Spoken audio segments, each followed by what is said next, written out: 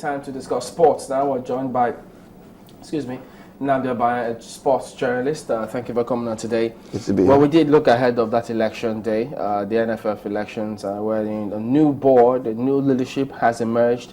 Now, it's afterwards. So, new NFF board, we understand they will go ahead and take decision on Stephen Keshi. But we're talking about the task ahead. Yeah. What do you think they should be focusing on?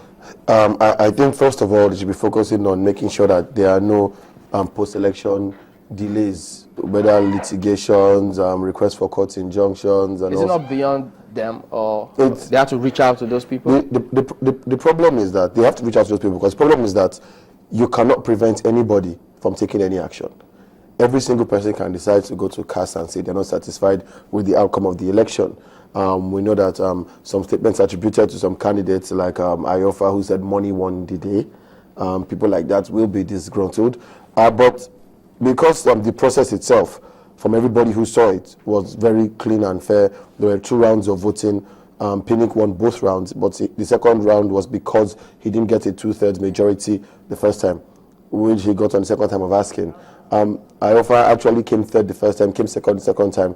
He pulled 6 votes and 8 votes respectively, but he wasn't too happy. But apart from that, not too many people were dissatisfied. Umer said he was pleased with the outcome of the election. A lot of other people have said that. But before the elections, we were hearing about whether Keshi would be dropped and Siasia would be picked. That's the first thing that gives us worry. We don't know exactly which factions of the NFF were interested in dropping Keshi.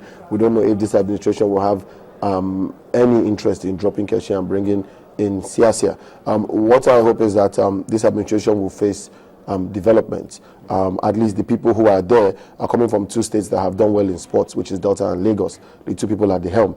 And the truth is, with regards to youth development, infrastructure, the last sports festivals we've seen, Delta and Lagos State, were very well run. We hope that all that can be brought to Nigerian football. For a long time, we've had to work with mediocrity, and we hope that this will all end. Yes. Of the election on the day, and so this was how open it was, wasn't it, on the day? It was very open. Before the elections, there were I call them rumors of war, so to speak. They said nobody could find Megari, nobody could find the scribe Amadu, nobody could find the electoral committee chairman Samson Ebome. But everybody surfaced, and it went as scheduled. Yes, Diko didn't get there on time, was declared absent, but he was in Warri. He did get to the venue, but he wasn't on the ballot. He was declared absent, so his name was not there. But from those who were, he hasn't come out to complain. He hasn't said he was obstructed, so we can't say he was or wasn't. I guess that's where my worry comes in, that all these people might come later and have 1 or 2 issues with it. Where what we should be looking at is the next 4 years' development, because we have been in a rut. Yes, Megari is leaving as one of the most decorated NFF presidents, but that's only with regards to performance of the national teams at various age grade levels. In terms of development, have we really enjoyed the last 4 years of football? Have we enjoyed the last 8 years, the last 12 years? We would like that to change. Perhaps. How soon are we looking? Are we looking at it changing immediately? No. What we're looking at is to see the direction they want to move. If we still start hearing things like win at all costs for our age grade teams, which I doubt will happen, because if you've been following Lagos State sports, it's more about youth. I know that Delta State, from people I know from swimming clubs, I'm a member of and all that, are the only people who camp the athletes all year. So it's all about development that leads to results, which is where we should be looking at.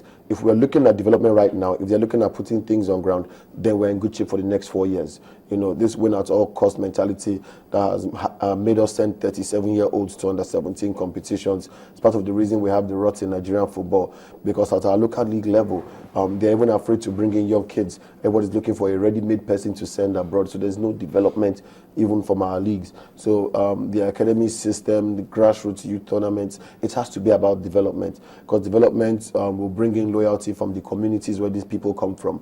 You have numbers. When you have numbers, you have corporate interest. When you have corporate interest, you have funds. When you have funds, you have more development. It's a very, very straightforward cycle.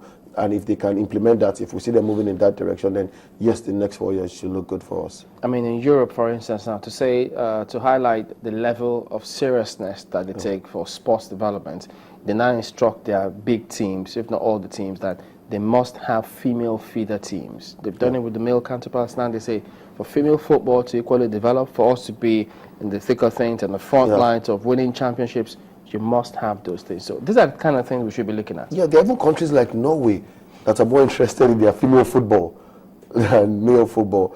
There are countries like the USA and Germany that give equal prominence to those sports.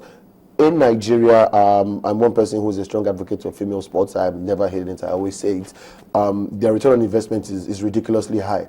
We spend so little on them. We don't even have a standing league. What we have is some 14 or 18 playoff. Yeah, they do so well. Yet they bring in the medals. The same thing with our female athletes, our female wrestlers, our female weightlifters, special athletes. They bring in so many medals. But everywhere you go, all you see is male athletes training, funds for male athletes, equipment for male athletes. It seems to be everything is male dominated, but the women are bringing in the medals. So perhaps our NFF too should look at doing something, having some sort of platform, some sort of structure specifically for female football. Maybe even putting in some kind of directive or quota for female football that, look, whatever comes in, regardless of how much, 20% has to go to female football. We don't care what all the rest is for, but 20% is for female football first. But have we studied how they get this result? Is it because it's a lot less free of rancor, nobody wants to get everything at all costs? Like the male counterparts? I think the reason we get so many results from women is that at the grassroots level, female football is quite competitive. Without any structure, without any money, and our society is not really, we're not European, we're an African country, so the culture and tradition influences what we do. So you don't really find many girls going into football, but the truth is any girl who goes into football has the passion and has the ability. And a lot of them are girls who have been, because there are not too many girls in a place at the same time, you don't have a high density of female players in any one location. A lot of these girls grow up playing with brothers and playing with male neighbors. So they are playing at the same competitive level as boys. So they don't start training with other girls from an early age. They are playing with boys. By the time they get to the camp, it's those girls who have been able to hold themselves with 10 men in a team and be the female. I've played against a girl who was a defensive midfielder once, and it was not easy for me, regardless of my 6'2", 120 kg frame. So I know that it's there. That is what's there. What we now need to do is channel this passion, channel this talent, and actually make it worth their while, so that you raise the stakes, you raise the competition among these girls, because there's more reward in it, and they can play constantly. I mean, we don't have a proper league for our women, which I think is a shame. If you don't have the money to run it at a professional level, at least at youth level, at least at school level, you should have frequent tournaments for these girls so that you can unearth them early. So if you believe you can't support them here, prepare structures where you can put them in scholarship schemes where they can get constant training, even if it's abroad, so you're able to develop what you have on ground. Because the more of them that become successful, the more people, the more ambassadors you have to raise the game here locally. So I think that's one area we should be looking at. Even our female coaches, wrestling has a female coach. She's done very, very well. The same thing, weightlifting, powerlifting. We've had so many of these female athletes do very well, which means they are technically astute at what they are doing. We should move to the next level, train these women. But with regards to football, we need to do the same thing. We've had only one female coach, Eukaria.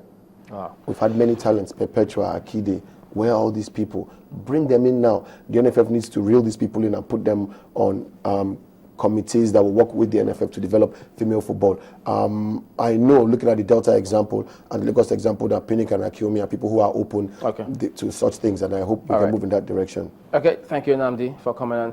Well, that's it on the first helping of the task ahead of the NFF president. We'll be back in just a moment here. Don't go away.